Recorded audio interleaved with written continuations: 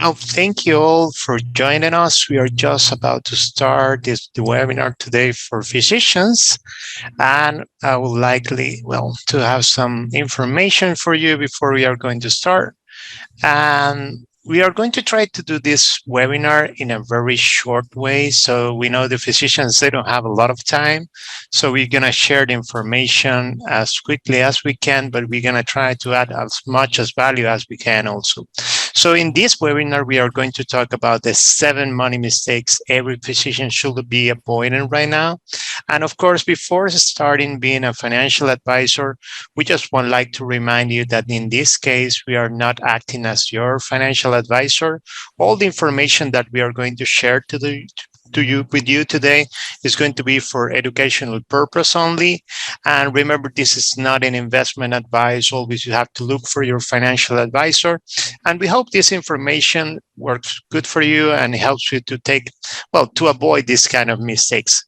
So the first mistake we are going to talk about is the thing that many people talks about is like, a lot of doctors or physicians, they have an overspending attitude sometimes with money. And with inflation's time and high interest rate, this could be easier in these times. And so we're going to try to divide this webinar with the symptoms that you can have and the treatment that we should suggest you should be applying each time. So if we see it in a way, it's like, the first symptoms that we see in many physicians or doctors is this thing about the restrained gratification. Is like when your friends were having a nice car or buying a house, maybe you are still, studying or working a lot, but not getting a lot of income. And if you see it in a way, you take your assets and then you minus your debts and things like that. And as you have a huge student debt, we can say that maybe your net worth, that is the assets minus those liabilities, could be negative. And in a way, it's like you said, okay, I'm studying all these years, so after all these years, I'm going to have a big income. And that usually happens. But the thing that usually happens too is after being so many years with no income or not an important or big income, after that receiving this huge income, a big income, sometimes you have a tendency to overspend that money because now you have a lot and you feel that there is a lot there. Also, and now you have to help your relative, or maybe you want to buy the house that you didn't buy, or maybe you want to have the life that you were expecting or waiting for. The other thing that you have to have in mind is the inflation is also impacting the high income earners. Before, what we used to see is the inflation was only something maybe the low income earners were feeling, but not the high ones. But after all the pandemic and after all the things that we lived through, we can see the air tickets are going higher, the luxury items are going higher, entertainment, restaurants are going higher. And the other thing that we see is that a lot of physicians are leaving a lot of money in their bank's account, and that money is not earning a very good interest in some of the major banks. So that's other things that is affecting this overspending attitude. And the other thing that we can see in this last cake here is I like to call this the cake in the kitchen effect. It's if you see a cake in your kitchen and you're coming to your kitchen and then you say, I'm going to take a little piece of it. But if you see that there is plenty of cake there, I'm sure you're going to take another piece of that cake. So the way that we behave with the money is that if you see there is more money in your bank account, maybe you're going to try to spend more because you say, there is plenty there. I can keep using it in a way. So now these are the main symptoms that we see with the overspending. Is first restrained gratification, then the inflation, and then that, maybe you're seeing a high balance in your bank account. But what is the treatment? Most of the financial gurus will say, it's really easy. You need a budget. But having a budget is like having a diet. It's like the Scientific American says, like 80% of most diets fails. They don't work. And one of the things why they don't work is that you feel restricted, and you feel that you're in a scarcity. Like you feel like, well, I don't want to have this feeling, because in a way you come from that. It's like I have been living a lot of years studying and not having enough. So most of the physicians, when they talk them about to having a budget, most of them said, I don't want to have a budget. I don't want to have that kind of restraint with my money. So we suggest, instead of having a budget like that, it is much better to use 3 different bank accounts. One bank account, you're going to use it for your currency expenses, like the money that you are using for your day-to-day activities, like groceries or the rent or whatever things you're going to use there. And the second account, you're going to use it for entertainment, or what we call free money, is the money that you want to use for different things. And the third one is the one you're going to use it for your financial goals. So what we want you to do is, like, each time you receive some money, you have to divide your money between these 3 banks accounts. So, it's like, I don't know, 70% or 60% can go into your current expense bank account. So that when you're spending that amount that money in your day-to-day expenses, that maybe the balance is coming lower and lower, that you have to do some things to restrain that money to coming out, but not in a way of a budget. But if you can see the balance each time, you will be more aware of what you're buying and the things you're spending your money with, and more with this kind of inflation. The other thing we want you to do is to have that entertainment money. So when you're going to a restaurant, or you're going on vacation or things like that, if you're spending a lot, you will see that the balance also will be coming down. And the third one will be your goals account. And maybe you can divide that bank account in 2 different ways. Like the first one is like for your short-term goals, like, I don't know, you want to do a travel to somewhere or that kind of things. And also this could be the bank account that is going to give from that bank account. You can put some money into your retirement account or other kind of goals. So the other thing for you to know is that it's something that is called cost of opportunity, and there is something that is called a trade-off. So you can know, like, okay, I'm earning this money, and I want to spend the money that I have the way I want, which is great. But sometimes you see, well, I'm only spending maybe $100 in something, but the way we see it in finance is like you're not just spending $100, because if you took those $100 and maybe you invest that money and you waited for 25 years, and maybe in this just example, it's not any kind of guarantee for the future, but suppose that you're earning 10% per year. Well, in 10%, that $100 will turn to be more than $1,000. So you can feel and think that when you're spending $100, maybe you're not spending those $100, but instead you're spending more than $1,000, because that's the cost of the opportunity of using this money today instead of saving that money for the future. So the other thing that we can suggest here as a treatment for you is like, each time you receive new income, you receive a raise or whatever, that what we suggest is like, don't use all that money. One good thing will be to feel or to think and to act like if you're not getting that money. I mean, it's like, of course you got a raise, of course you're working really hard. But why you don't do something like take part of that money, and you can, it's like, I'm going to take 50% of that money for my 3 accounts, and maybe the other 50% I could save it for the future, or I could save it for those goals that I want, and maybe to buy a house, maybe for my children education, or whatever you want. Or you can, if you have any kind of debts like this, of course, student debts or credit card debts, you can also pay for those debts instead of using that money in your day-to-day life. Okay. So that will be the first mistake that we can suggest that you have to work on it.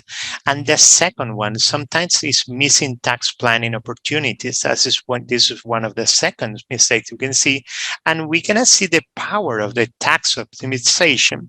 And some of the symptoms that we usually see with our physicians or doctors client. The first one is procrastination. It's like they know the tax code is complicated, but what we always say is like you don't have to give a tip to the IRS. I mean, it's like you have to pay in taxes what you should pay, but not to give an extra payment there or losing some opportunities that could be there. So some of the physicians sometimes they say, well, I want to do it. I want to get in there. I want to study about that, but they don't finish doing anything there. So this is one of the first behaviors that we see there.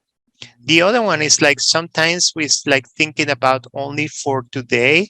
It's like where you're having a great income today, you're using your income, but maybe sometimes you are not like thinking, what about the value of tomorrow? And you give a lot of value of today. And sometimes we feel like if somebody's waiting for a fairy godmother to come into the future and to fix all the mistakes or all the things that we need. And it doesn't work like that in finance. And the third thing that we see is like sometimes they don't know where to start. I want to do it. I know that I can have some saving in this with these taxes, but I don't know how to do it. So the treatment that we suggest is like we can see it here. Let me just say it is like Uncle Sam is giving us great opportunities that sometimes we are losing it.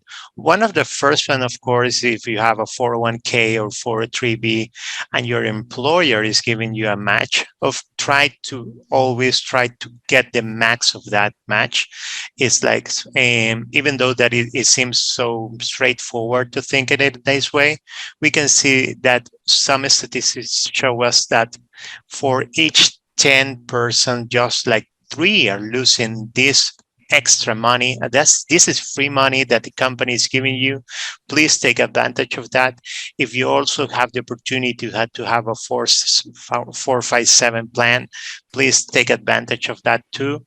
And this will be the first one that you should always take into consideration. Then if you can also have a health saving account, try to take advantage of that. Try not to pull all the money at once each year. Try to leave that money, and maybe in the future you can use the receipts that you're getting to fund that money to yourself. And of course, if you're contributing to our 401k and your income allows you to do it, you can also contribute to an IRA account. Depending on your income, it should be a traditional IRA account, but this is going to be also money like these 3 buckets here that is going to grow tax deferred in time, that you're not going to pay, taxes for those returns you're getting in time.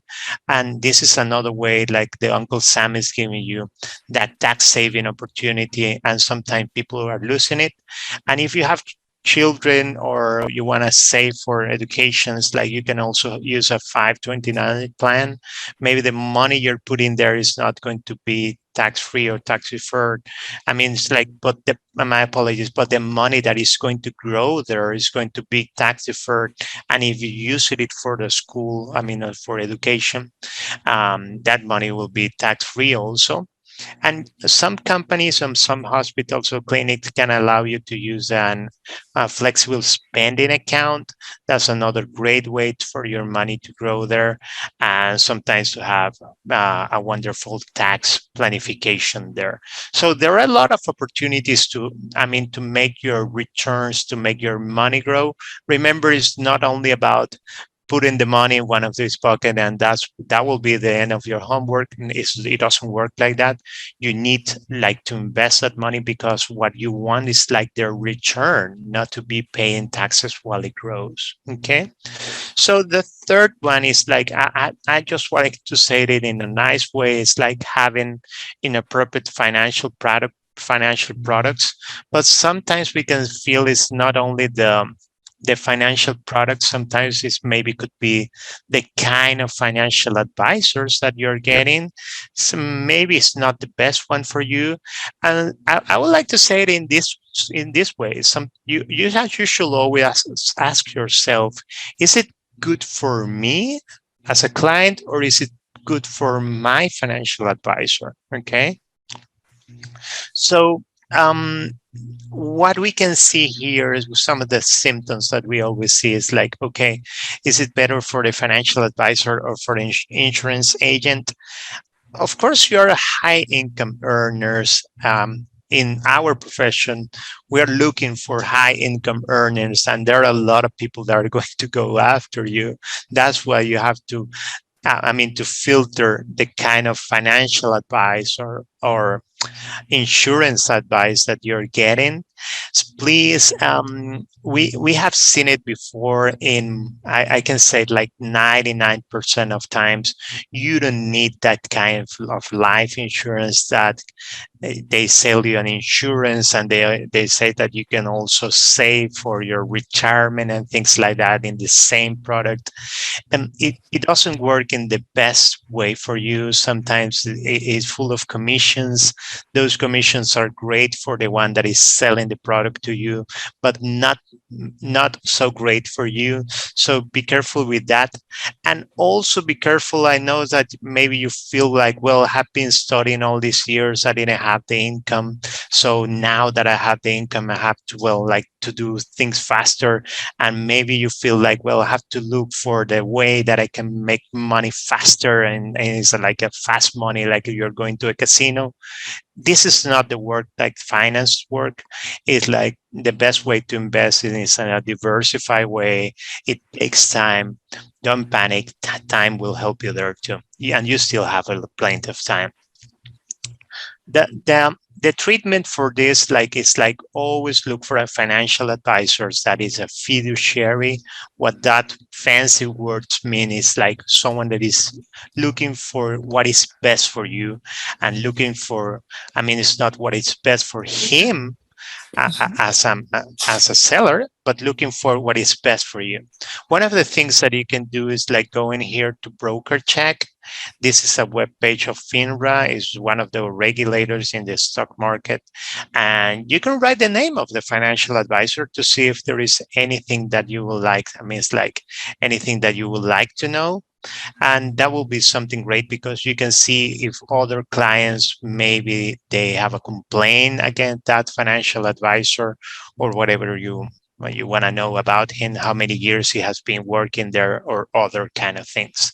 And remember, if you're looking for someone that is going to help you with all your financial planning requirements, and you want a holistic view of your finances, the best place to go is the certified financial planning webpage. Is like here in Let's Make a Plan, you will find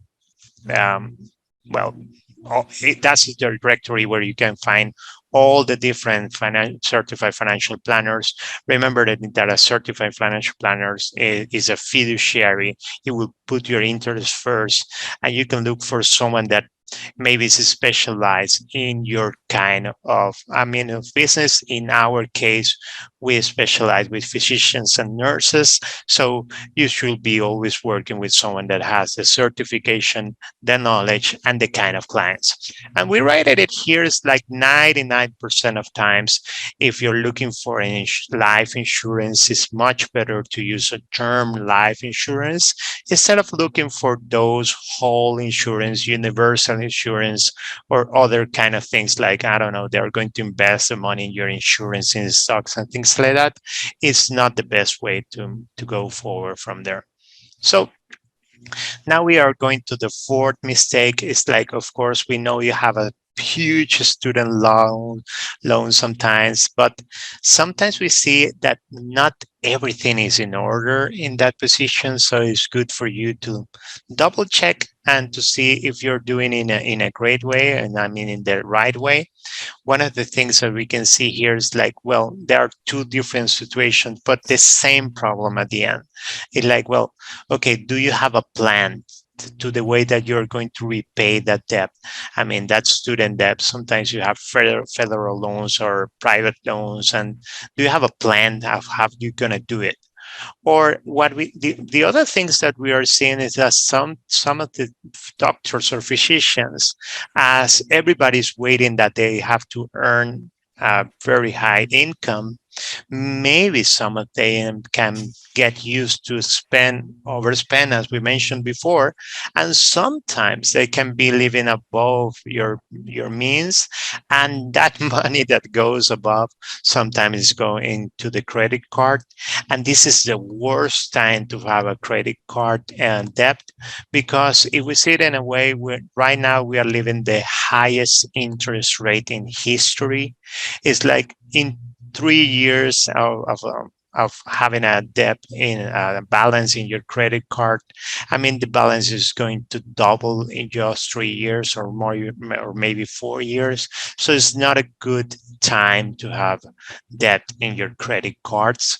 So one of the treatments that we can see here, of course, you need to have a plan. You need to see the way that you're going to, I mean, like, you're going to go against this situation, and we can highlight three different kind of things. The first strategy will be the debt avalanche. That means it's like you're going to list all your debts, and you're going to start paying the ones that has the highest interest rate.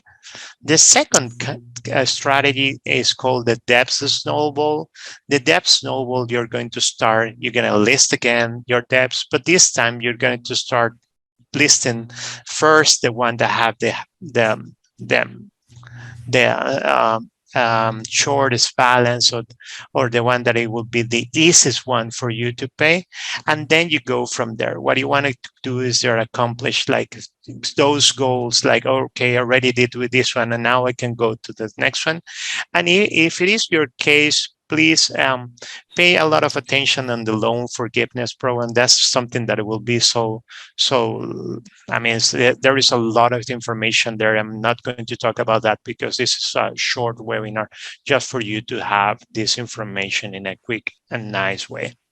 So the other things that we can see is like some of the physicians, and this is great because, well, you study a lot. Yeah, I mean, you're really smart as physicians, and most of them prefer to do it yourself. I mean, it's like, some of them tell me, I'm not going to pay anyone to manage my money. Well, I can do it in a diversified way with low costs, and maybe I don't want to pay to a financial advisor to do that. And we feel that that could be okay. But as doctors do, I mean, when they go, I mean, as patients do, is always to look for a second opinion, just to see with an expert if you're doing the right things that you feel that you should be doing. And more in this time that we are living in recession and a lot of market volatility, that you see that the stock market is going up and going down in very in dramatical ways sometimes. So in this case, for the symptom, we would like to see that there wasn't a study. They did a study in the American College of Physicians in 2021 to more than, I think it was like 1,900 physicians there. And one of them is like one of the physicians with more experience when he was almost getting ready for retirement. He said, like, even though you think you know what you're doing in finance, hire a professional and don't be an armchair financial planner. And this means it's like nowadays you can get a lot of information. You can Google it. You can, I don't know, you watch a YouTube video about some things. But sometimes it will be better to have a someone that will be there with you and have that second opinion. In our financial planning world, things are changing very rapidly also. Before, and if you want to have a financial planner or financial advisor, the first thing he will ask you is to have a big amount of money and to invest, I don't know, with them a huge amount of money. Or maybe they will charge for a financial plan, like they will charge you like $3,000 or $5,000. And some of you will say, I'm not paying that money because maybe I just have some questions. I just want to double check some information and just to have a second opinion. One of the new trends in our industry is like now a lot of certified financial planners, like our case, we're working like in hourly financial planning. What it means is like a CPA, like an attorney. We're going to suggest the things that you have to do just by the hour and not for an entire holistic plan. And that could be something that could help you. The sixth mistake that we are seeing there is a lack of estate planning and to see if everything is ready and in case something happens to you. And we know part of your job is dealing with life and death, but sometimes we feel that you're taking so much of others that sometimes you forget a little bit of your finances and you're running all the time and maybe you don't have time to think about these kind of things. But what happened if tomorrow you are not there? What happened to your family? And there we're going to say that the treatment for this will be the first and the most, I mean, like vanilla ice cream treatment will be to have a, this is a 101 in estate planning tools. Well, you have to have a will and a living will. Of course, you have to have financial power of attorney to decide who's going to take any kind of, I mean, like decisions if you're sick or whatever. And if you have kids, having a guardianship for that kids is something really clever to do. So this will be the just the simple things that everybody has to have. Nowadays, it's really easy to have these kind of documents, and you can. There are a lot of platforms in internet that can provide you these informations without online attorney. Is not really expensive, and sometimes we feel there is no reason for not to have these kind of things. Remember, if something happens to you, there is something called probate. It takes a lot of time. Your asset will be, I mean, like frozen, your family will be suffering. And sometimes it's good to have things in order instead of wasting time with lawyers here. Oh, and the last mistake will be having the right protection for your assets. It's like somebody saying like the other day, it's like, it's not about when I'm going to be sued for malpractice, it's rather like, well, it's like if, and it's not if I'm going to be sued for medical malpractice, is rather then you're going to be sued like that. But according to the American Medical Association, 34% of physicians have had a claim filed against them in their career. That means like per each 10 doctors, 3 will say like, yeah, I have this ugly experience in my life. But the other thing is like the medical liability insurance is keep going higher and higher. Sometimes it's like, well, you have to be aware of these things because even though it is something that you're going to pay more money, something that is fundamental to have. It's essential for you to have it. So the tools that you have to have here is like the treatment for us will be like, okay, you have your medical malpractice insurance, maybe you have your disability insurance, but it will be also wise to have an umbrella liability insurance. First, if something happens in your house, somebody falls in your house, you have an accident, I don't know, running outside or maybe taking out your dog or whatever, that umbrella liability insurance is really cheap and it can protect you over $1 million or $2 million. It depends on what you really need. It could be also wise to have a trust where you can, well, you can transfer some of your assets there in case somebody's going after your assets. I mean, in the future, I mean, it like sometimes you can have a trust. And also for organization and to leave things in order, it makes a lot of sense. And if you are one of those that thinks I want to buy some real estate to rent it and to have some income, maybe it will be better to use a company instead of having the house in your own name. So these will be the main points that we want to talk to you with you today. I hope you like this little webinar that we did for you, especially for you. You can book a free meeting with us to start getting a lot of more value with this. This is a completely free meeting without no obligation. And as we said before, in Advice Financial, we are financial planning, and our specialty is working with physicians and nurses. Thank you so much. Have a great day.